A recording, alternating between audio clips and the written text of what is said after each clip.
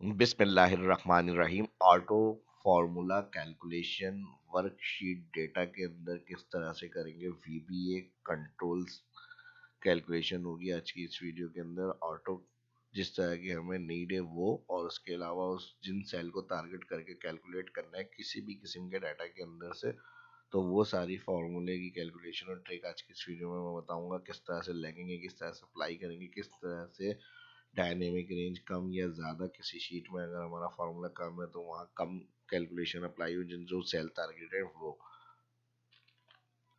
तो सिंपल ये कह लें कि हमारी वीबीए से कैलकुलेशन वर्कशीट के अंदर कंट्रोल किस तरह से करेंगे फार्मूलों का, वो आज की इस वीडियो में सीखने को मिलेगा। और वीबीए का फ़ायदा आपको पता है कि एक दफ़ा जो हम डेटा सेट कर लेंगे वीबीए में विजुअल बेसिक का कोडिंग से, तो उसके लिए हम बार बार फार्मूला नहीं लगाते, सिर्फ क्लिक या बटन यूज़ करना होता है और वो जो रेंज डिफाइन की होगी उधर ऑटोमेटिक कैलकुलेशन हो जाती है। तो ज़बरदस्त सीखने को मिलेगा इसके अंदर। फर्स्ट जो देख रहे हैं चैनल को सब्सक्राइब, वीडियो को लाइक भी कर दें और वीडियो अच्छी लगे तो शेयर भी कर दीजिएगा। चलिए शुरू करते हैं। माइक्रोसॉफ्ट एक्सेल को ओपन करेंगे।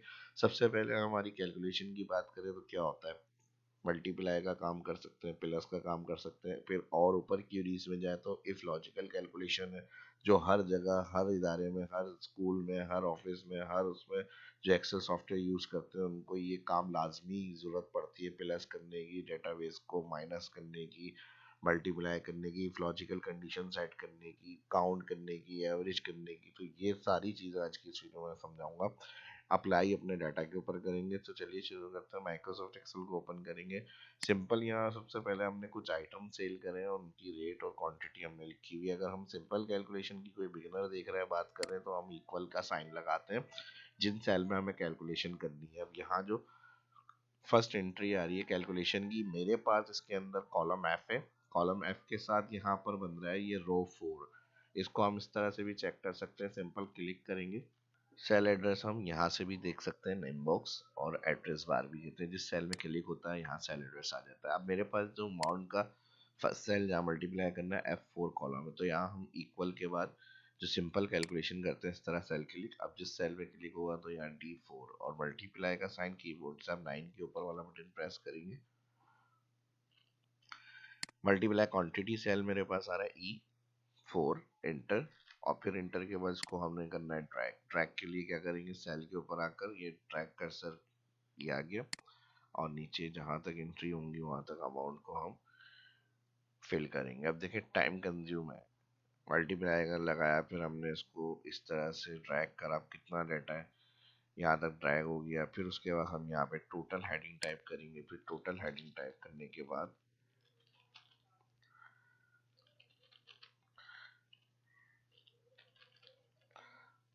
इक्वल, अगर प्लस करना है सारी रेंज को डायरेक्ट टोटल करना होता है कितनी अमाउंट बन रही है टोटल वैल्यू, तो उसके लिए फिर हम सेल को फर्स्ट से सिलेक्ट करेंगे। या टाइम सेव करने का कंट्रोल शिफ्ट अप एरो भी कर सकते हैं, लेकिन इसमें भी फिर हमें स्टेप यूज करने पड़ रहे हैं। यानी फॉर्मूला मल्टीप्लाई का हमने देख रहे हैं आप, फिर ड्रैग कर रहे हैं ये भी देख रहे हैं आप, फिर उसके बाद उसको टोटल कर रहे हैं ये भी देख लिया आपने, फिर उसको ब्रैकेट क्लोज कर रहे हैं ये देखें। ये रेंज को हमने बड़ा डाटा है तो इसको हमने इस तरह हैंडल कर लिया कंट्रोल शिफ्ट। कुछ ट्रिक्स हैं उससे जल्दी भी कर सकते हैं लेकिन बहुत टाइम लग रहा है। अब देखें इसमें हमारे पास एक शीट का डेटा है। पास टाइम हम एक्सेल यूज़र होते हैं तो उनके पास बहुत सारी शीट्स आ जाती हैं किसी भी हवाले से, ऑनलाइन सेलिंग के हवाले से, कोई शॉपिंग वेबसाइट्स वगैरह होती हैं तो उसमें कस्टमर के 10-10 हज़ार, लाख-लाख रिकॉर्ड्स होते हैं। तो उसको एनालाइज करना होता है, उनकी टोटल वैल्यू क्या आ रही है, कहाँ तक उनकी मल्टीप्लाई करनी है वैल्यू। तो फिर हर शीट में जाकर इसको करने का बहुत हमारा टाइम वेस्ट होता है, ठीक है, टाइम लगता है। तो आसान तरीके से कैसे कर सकते हैं, जितनी रेंज अभी है जैसे 200 के करीब डाटा है। अब इसमें हमने मल्टीप्लाई ड्रैग करा और टोटल कर लिया। यही काम हम वीबीए से किस तरह कंट्रोल करेंगे। तो यहाँ मैं इस चेंज को कंट्रोल शिफ्ट डाउन सेलेक्ट कर रहा हूँ और डिलीट जो मल्टीप्लाई किया था और डिलीट के साथ जो टोटल हमने टाइप किया था वो भी हमने क्लियर कर लिया। एक चीज़ इसमें आपको ये देखनी है, अभी इनिशियल जो मैं समझा रहा हूँ उसमें ये देखना है, लेकिन उसके बाद जब आप करेंगे तो उसमें फिर हम रेंज को डायनेमिक कर देंगे, उसमें फिर आपको देखने की ज़रूरत नहीं है। अभी हमें सिर्फ ये चेक करना है कि हमारी जो टोटल सेल वैल्यू ये क्या है। तो ये 210 जो है वो रॉ है और इसके एफ जो है वो हमारा कॉलम। तो यहाँ पे भी हमारे इस सेल की एफ रेंज आ जाएगी। F210 के अंदर हमें टोटल वैल्यू रखनी है और जो लास्ट एंट्री है हमारी F208 है। और स्टार्ट कहाँ से, ये कॉलम हमारा F4। अब हमें इसकी विजुअल बेसिक एडिटिंग में जाना, राइट क्लिक करेंगे, विजुअल बेसिक में जाने के लिए व्यू कोड ये भी कर सकते हैं, या फिर डेवलपर में जाएंगे, यहाँ पर हमारे पास विजुअल बेसिक से इसमें चले जाए, राइट क्लिक मेन्यू पे करेंगे कस्टमाइज, और यहाँ पे डेवलपर का चेक लगेगा ओके, तो ये आपकी मेन्यू में ऐड हुई। तो इसके बाद विजुअल बेसिक पे क्लिक कर लें, यहाँ पे न्यू मॉड्यूल पे चले जाए, इंसर्ट न्यू मॉड्यूल। अब जैसे क्लिक करेंगे यहाँ पे सब्जेक्ट होता है ऐड फार्मूलाज, कोई भी XYZ आप सब्जेक्ट दे सकते हैं। मैं यहाँ पे टाइप कर रहा हूँ ऐड फार्मूलाज।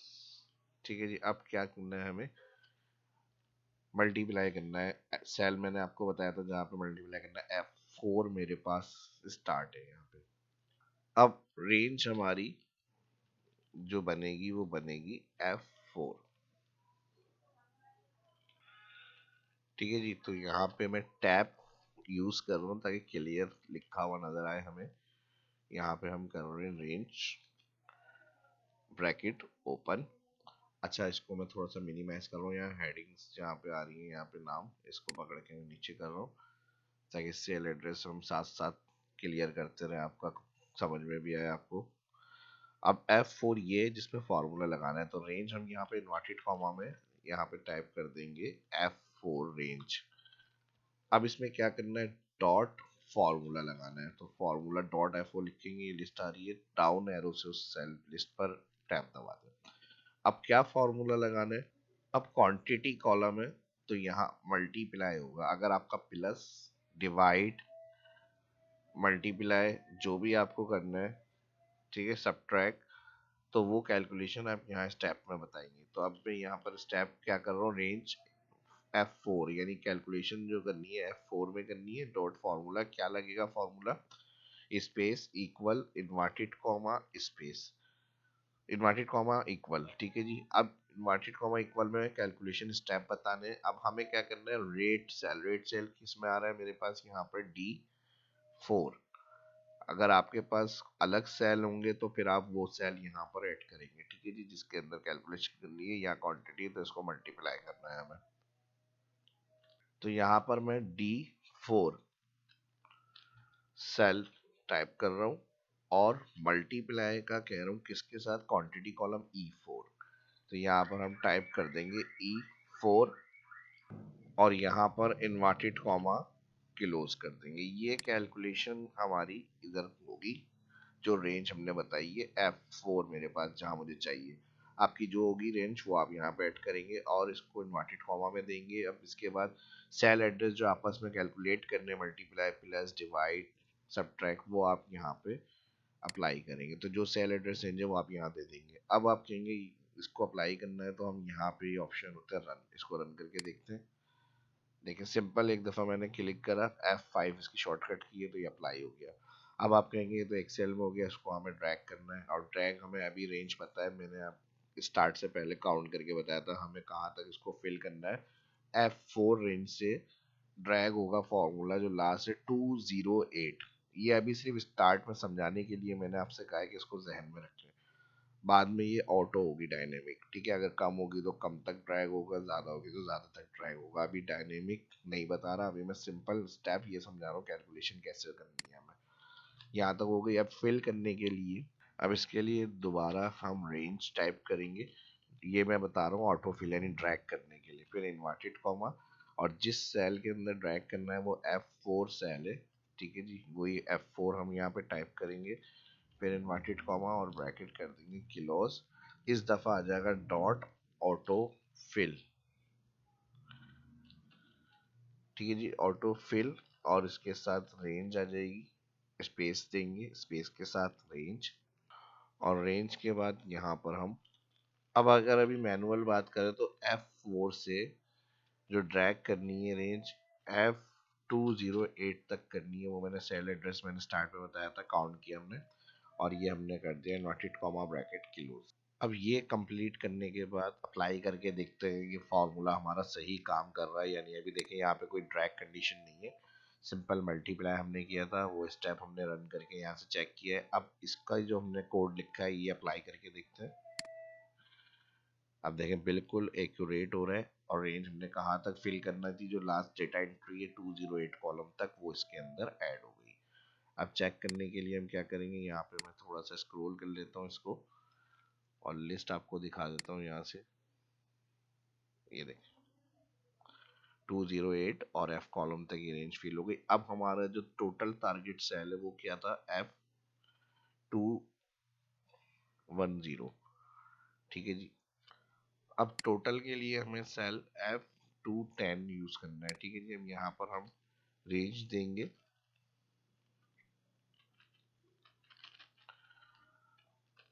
इन्वर्टेड कॉमा और सेल एड्रेस F210, और फिर यहाँ पर हम कर देंगे ब्रैकेट इन्वर्टेड कॉमा किलोस। ठीक है जी। ये हम टोटल के लिए कैलकुलेशन कर रहे हैं, और फिर यहाँ पे डॉट वैल्यू और डॉट वैल्यू के साथ इक्वल बराबर है सम, और यहाँ पर भी इक्वल आएगा, और इसके साथ सम रेंज में क्या आ जाएगी, ये वाली रेंज जहाँ सम करना है F4 से लेके F028 तक। तो इसी को मैं सेल एड्रेस रेंज को यहाँ पे करूँगा Ctrl+C कॉपी। इन्वर्टेड कॉमा यहाँ पे लगाने की ज़रूरत नहीं है, सिर्फ रेंज हम इस तरह से टाइप करेंगे, ब्रैकेट क्लोज करेंगे यहाँ पे, और फिर ब्रैकेट क्लोज के बाद इन्वर्टेड कॉमा आ जाएगा। अब इस कमांड को रन करके चेक करते हैं टोटल का जो कोड हमने टाइप करा है, ये सिंपल स्टेप्स मैंने समझाया, ये सही काम कर रहा है यानी। यहाँ पर आएंगे और रन करेंगे। अब देखें इसका सबका टोटल अमाउंट भी आ गया हमारे पास F4 से 208। ठीक है, जिसको और अच्छा सा मर्ज कर लेते हैं, यहाँ से ब्लैक कर लेते हैं, टोटल के लिए वाइट कर लेते हैं, बोल्ड, और फोन को बड़ा कर लेते हैं। अब ये हमारी हो गई सेल वैल्यू टोटल। अब इसको पूरे कोड को हम एक दफ़ा क्लियर करेंगे यहाँ से, और चेक करेंगे सही तरह से काम कर रहा है ये या नहीं। ठीक है, मैंने मल्टीप्लाई भी, रेंज भी हटा दी, टोटल भी हटा दिया, और इस कोड को अब हमें रन करना है। ठीक है जी। अभी मैं यहीं से रन कर रहा हूँ, बाकी आप मैक्रो में जाके भी रन कर सकते हैं। तो इसको हमने क्या किया, पहले फार्मूला कैलकुलेशन स्टेप बता दिए, मल्टीप्लाई आपका मैंने फिर कहा था कि मल्टीप्लाई डिवाइड प्लस सब्ट्रैक्ट जो भी है वो आप कर सकते हैं रेंज में, यहाँ पे कैलकुलेशन की जगह। फिर उसके बाद F4 ऑटो फिल रेंज, ये ड्रैग के लिए बताया मैंने, और फिर ये टोटल के लिए रन करेंगे इसको। देखिए मल्टीप्लाई हो गया, मल्टीप्लाई के बाद कंट्रोल डाउन कर रहा हूँ मैं, यहाँ तक रेंज बताई थी वहाँ तक ड्रैग हो गया, ड्रैग के बाद यहाँ पे टोटल भी आ गया। अब ये तो हमारी एक क्यूरी सोल्व हो गई। इसके अंदर डायनेमिक किस तरह होगी, यानी अगर मैं बात करूँ यहाँ से मैं डाटा को हटा देता हूँ। ठीक है जी। अभी फिर मैंने यहाँ से क्या किया, इसको मैंने क्लियर कर दिया, और यहाँ से इसको भी मैंने क्लियर कर दिया। अब मैं यहाँ से कुछ डाटा को क्लियर कर लेता हूँ, शिफ्ट सेल अप। सही है जी। अब हम इसको रन करके चेक करते हैं प्रॉब्लम क्या आ रही है हमारे पास। रेंज देखें डायनेमिक नहीं है, अब जो हमने डिलीट किया है वहाँ पे भी ये फॉर्मूला को अप्लाई कर रहा हूँ। देखें 0 0 कंडीशन, और टोटल हमारा उसी सेल में आ रहा है 210। तो इस तरह से अगर हम इसको कभी किसी ज़्यादा डेटा पे यूज़ कर रहे हैं, कभी किसी कम डेटा पे यूज़ कर रहे हैं, तो ऑटोमेटिक डायनेमिक किस तरह से करेंगे इस रेंज को। ठीक है जी। तो अब इसके लिए हमें स्टेप को देखना है। अब हमें इसके लिए क्या करना पड़ेगा, यहाँ पे 193, यहाँ से मैं इसको सिलेक्ट कर रहा हूँ,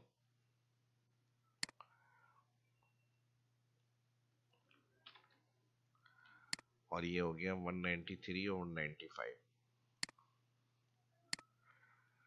अब देखें यहाँ पर आ गया हमारे पास 193 तक ट्रैक, और 195 में टोटल। ठीक है जी। अब इसको मैं हटा रहा हूँ, फिर चेक कर लेते हैं कि सही काम कर रहा है यानी स्टेप से चलेंगे बिल्कुल। और डायनेमिक के स्टेप भी मैं बताऊंगा आपको। अब इसको रन करके चेक कर रहे हैं, अभी टोटल वगैरह कुछ नहीं है। ठीक है जी, आ गया। अच्छा F2 10 मैंने यहाँ पे चेंज नहीं करा, ये भी 195 होगी। ठीक है जी, 195 में F4 से 193 तक का टोटल चाहिए। यहाँ पे 193 होगा और फिर यहाँ पे रन देंगे, आ गया टोटल। अब डायनेमिक रेंज के लिए जिसमें मैंने अभी डिलीट करके यहाँ सेल रॉ कम करी है, तो ये ऑटोमेटिक फार्मूला चेक करें और जब हम इसको रन करें किसी शीट में तो ये वहाँ तक ही फिल होना चाहिए और टोटल आना चाहिए। तो डायनेमिक करने के लिए इधर हमें एक वेरिएबल डिक्लेयर करना पड़ेगा। वेरिएबल डिक्लेयर करने के लिए मैं कोई भी इसको नाम दे देता हूँ, एसएस मिसाल के तौर पे मैंने नाम दे दिया इसको, और इसके साथ equal cell dot find cells. ठीक है जी, सेल्स डॉट फाइंड, क्या फाइंड करना है, इन्वर्टेड कॉमा में स्टेरिक जिसमें हमने मल्टीप्लाई यूज किया है।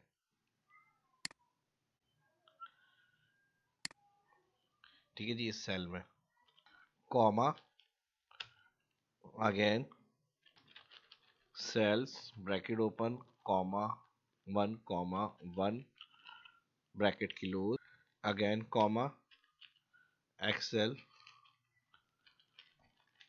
Formulas comma excel part again comma excel by raw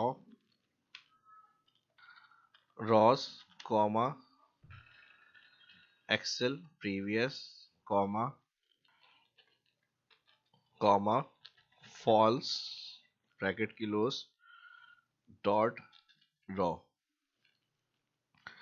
ठीक है जी, अब ये एसएस वेरिएबल जो हमने बनाया है इसको फाइंड करेगा। फिर उसके बाद यहाँ पे हमें डायनेमिक करने के लिए यहाँ पर हमें चेंजेस करनी है। जो नंबर सीक्वेंस आ रहे हैं नंबर, यहाँ से इसको डिलीट करेंगे और फिर इसके बाद एंड फंक्शन लगाएंगे और वेरिएबल डिक्लेयर कर देंगे और यहाँ पर इन्वर्टेड कॉमा आ जाएगा, ये वाला इन्वर्टेड कॉमा, इसको यहाँ से क्लियर कर देंगे। ठीक है जी, यहाँ पर आ गया और फिर सेम इसी तरह से ये वाली रेंज के अंदर भी यही काम करना है, इसको डिलीट कर देंगे और यहाँ पे इन्वर्टेड कॉमा और फिर एंड फंक्शन और फिर वेरिएबल डिक्लेयर और फिर यहाँ से इसको भी हटा देंगे।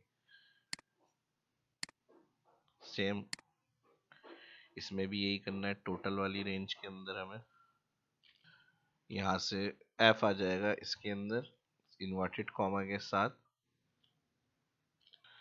एंड फंक्शन और इन्वर्टेड कॉमा में यहाँ पे वेरिएबल +2 डॉट वैल्यू।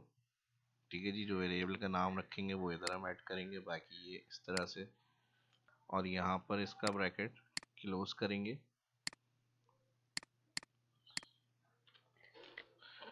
ठीक है जी, और यहाँ पर again and function inverted comma और यहाँ पर भी इन्वर्टेड कॉमा।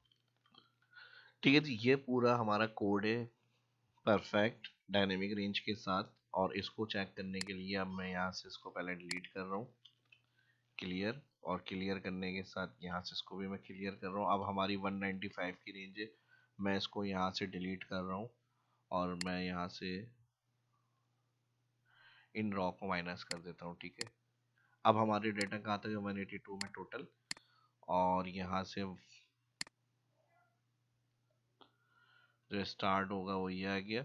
अब हमें ये देखना है कि कहाँ तक डायरेक्ट फिल हो रहा है और टोटल उसी सेल में आ रहा है जहाँ टोटल सेल डिलीट करके हमने सेट किए हैं वही भी रन करने से, तो ये कोड हमारा एक्यूरेट बिल्कुल सही काम करेगा। ठीक है जी, टोटल हमारा 182 रो में आना चाहिए।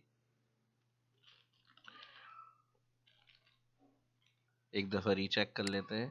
ठीक है जी, डी और E4 मल्टीप्लाई किया, फिर हमने यहाँ पे वेरिएबल बनाया इसको डायनेमिक करने के लिए, ये रेंज हो गई हमारी।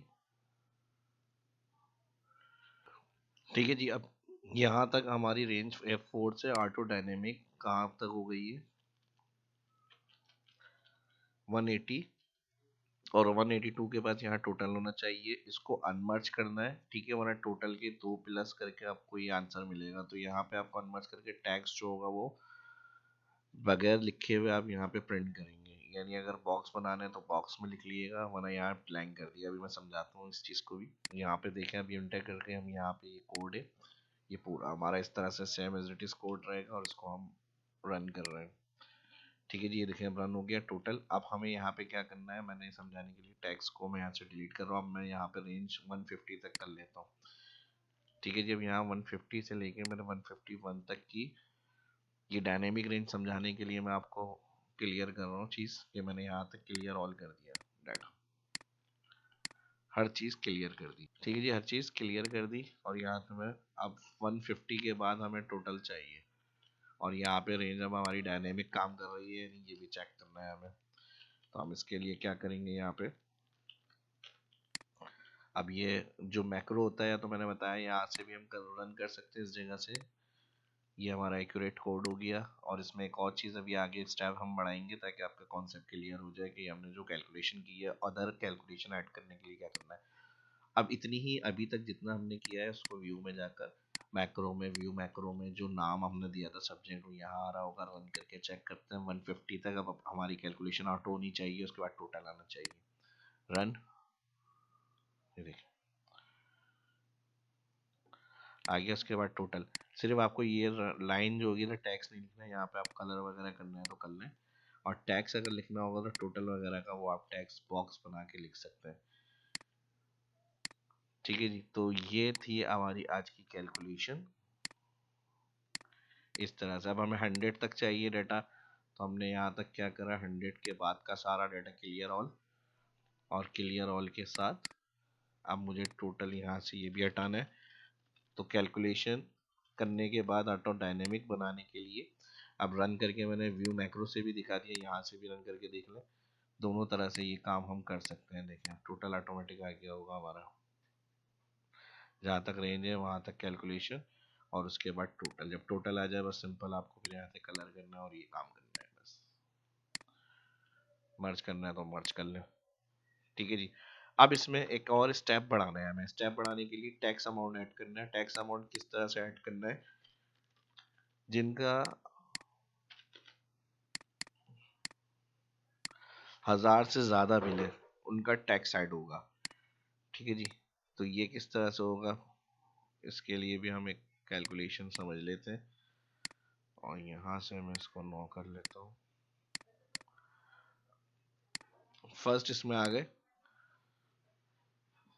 ठीक है जी, इसी रेंज को मैं यहाँ से कॉपी कर रहा हूँ, कंट्रोल सी, और यहाँ पे आके कंट्रोल वी। फॉर्मूला जो हमने फर्स्ट यूज किया था वो इसको इसको मल्टीप्लाई करना था, अमाउंट को चेक करना है सेल। तो ये वाला जो कॉपी पेस्ट फॉर्मूला है यहाँ पर हम थोड़ा सा चेंज करेंगे इसको, और इधर मैं कंडीशन दे दूंगा इक्वल इफ। अब सेल कौन सा देखना है, अमाउंट। अमाउंट सेल कौन सा आ रहा है, F4।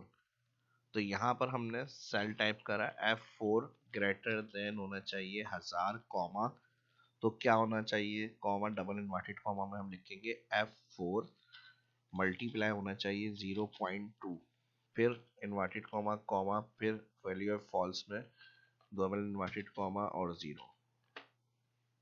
एक चीज जहन में रखिएगा, वैल्यू ऑफ ट्रू की एग्जांपल फॉल्स की जो हम इफ कंडीशन यूज करेंगे उसमें डबल इन्वर्टेड कॉमा में दिए जाती है ट्रू और फॉल्स कंडीशन। तो ये क्लियर करने के लिए मैंने आपको एग्जांपल दी है। और फिर यहाँ पर जब ब्रैकेट क्लोज होगा तो एक कॉमा, इन्वर्टेड कॉमा जो इफ से पहले यूज किया था वो यहाँ पर ऐड होगा। कब, F4 जब ग्रेटर देन 100 होगा तो उस पर टैक्स लगेगा कितना, 0.2। ठीक है जी, तो F4 को मल्टीप्लाई 2 करें, नहीं तो अदर में 0 कर दिया हमने, कोई टैक्स नहीं लगेगा। तो ऑटो फिल रेंज के लिए वही रेंज जो होगा। अच्छा, सेल एड्रेस अब रेंज इसमें कहाँ आ जाएगी, G4। यानी ये कैलकुलेशन जो होगी यहाँ पर आपको G टाइप करना है और फिर यहाँ पे रेंज G4 ऑटो फिल हो, और कहाँ तक, यहाँ से G4 से जहाँ तक वेरिएबल रेंज इसको मिलेगी ऑटो वेरिएबल करने के लिए हमने बनाया। अब अप्लाई करके हम चेक करते हैं इसको। ठीक है जी, ये रन हमारा कोड सही काम कर रहा है, यानी तो मैं यहाँ से इसको भी क्लियर कर लेता हूँ। टोटल वगैरह की वैल्यू अभी कुछ भी नहीं आ रही यहाँ पे हमारे पास। ठीक है जी, अब सिंपल रन करके चेक करते हैं क्या हमारे सामने आंसर आता है। व्यू से भी रन कर सकते हैं, बताया है मैंने आपको, रिकॉर्ड मैक्रो व्यू, और यहाँ से रन। अच्छा, ये मिस्टेक की हुई है, यहाँ पर हमने एफ को चेंज नहीं किया, तो इसलिए ये यहाँ पे प्रॉब्लम आई है। इसको मैं यहाँ से क्लियर कर रहा हूँ। क्लियर करने के साथ इसको भी क्लियर कर लेते हैं यहाँ से, और यहाँ से इन रेंज को भी क्लियर कर लेते हैं। ठीक है जी। एक प्रॉब्लम हमारी किस वजह से क्रिएट हुई है, इसको रन करने से पहले यहाँ जो हमने वैल्यू ऐड करी थी जी, इसके साथ एफ रह गया, तो जी रेंज को फिल करना है जी के साथ, और चेक कर लें। ठीक है जी, बाकी तो कंफर्म देख लेते हैं सही है, बाकी सारी चीज़ें आप इसको रन करके चेक कर लेते हैं। ठीक है, जी रेंज की ऑटो फिल होगी जी के साथ, तो मैंने एफ को रिप्लेस नहीं किया था, इस वजह से प्रॉब्लम आई। अच्छा, रन करने से पहले एक चीज़ मैं और यहाँ समझा दूँ, जब ट्रू और फॉल्स हम टेक्स्ट प्रिंट करेंगे यहाँ पे, तो ये कोटेशन आएंगी। नहीं तो अगर हमें कैलकुलेशन प्रिंट करनी है तो उसमें कोटेशन की ज़रूरत नहीं है। अगर टेक्स्ट प्रिंट करना है तो कोटेशन आएंगी डबल इन्वर्टेड कॉमा के साथ ट्रू और फॉल्स में, और अगर कोई नंबर वैल्यू या कैलकुलेशन प्रिंट करानी है सेल में, तो वहाँ पर ये इन्वर्टेड कॉमा का फंक्शन नहीं आएगा। उसमें फिर हम डायरेक्ट बस वैल्यू की कैलकुलेशन होगी उस सेल को अप्लाई करेंगे इस तरह से। अब इसको यूज़ करते थे, रन करके चेक करते हैं। देखें, अब जहाँ पे टैक्स होगा वहाँ पे टैक्स आ गया 2%, नहीं तो वहाँ पर जो होगी वो ज़ीरो कर दिया। 1000 से कम वैल्यू, 1000 से ज़्यादा टैक्स आ गया, 1000 से ज़्यादा टैक्स, 936 से 1000 से कम टैक्स अप्लाई नहीं हुआ इनके ऊपर।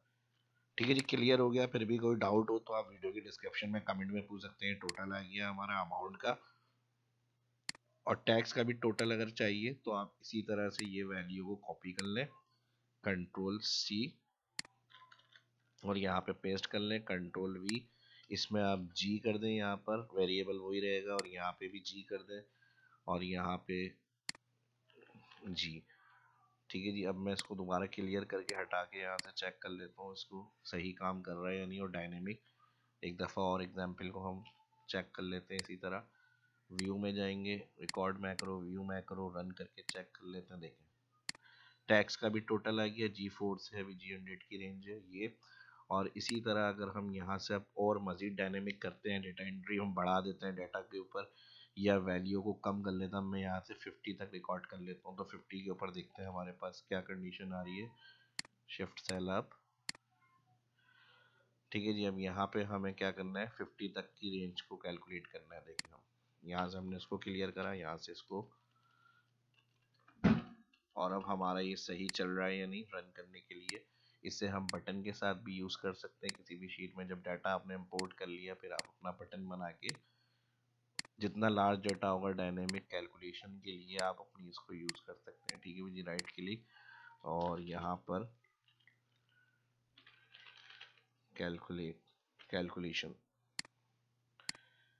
ठीक है जी, सिर्फ डाटा इंपोर्ट करा है शीट में आपने, डायनेमिक खुद ब खुद रेंज अपडेट हो जाएगी। बस इसमें आके आपको मैक्रो रन करना है, साइन मैक्रो, मैक्रो ओके। अब देखें, पिलाएंगे, सिर्फ रन करा, जितना डायनेमिक रिकॉर्ड्स होगा उस हिसाब से वैल्यू आ गई, और उसका टोटल आ गया। हो गया मसला सॉल्व। ग्रिड लाइन रखनी है रख लें, वरना तो व्यू में जाके चेक हटा दें। वीडियो को लाइक कर दें पहले, आप भूल जाएंगे वरना। और स्टार्ट में मैंने कहा था वीडियो लाइक कर लें और चैनल सब्सक्राइब करें, ताकि इस तरह की इन्फॉर्मेटिव वीडियो देखने को सीखने को मिलती रहे। और अच्छी लगे तो शेयर भी करें। तो अब आपको लाजमी अच्छी लगेगी, ना अच्छी लगने की कोई वजह नहीं है, वरना कमेंट करके बताइएगा क्या चीज़ आपकी क्लियर नहीं है, ताकि आइंदा उस चीज़ का और ख्याल रखा जाए। और अगर सही है, बिल्कुल क्लियर हो गई, तो शेयर भी कर दिएगा। मिलते हैं नेक्स्ट वीडियो में। अल्लाह हाफिज़।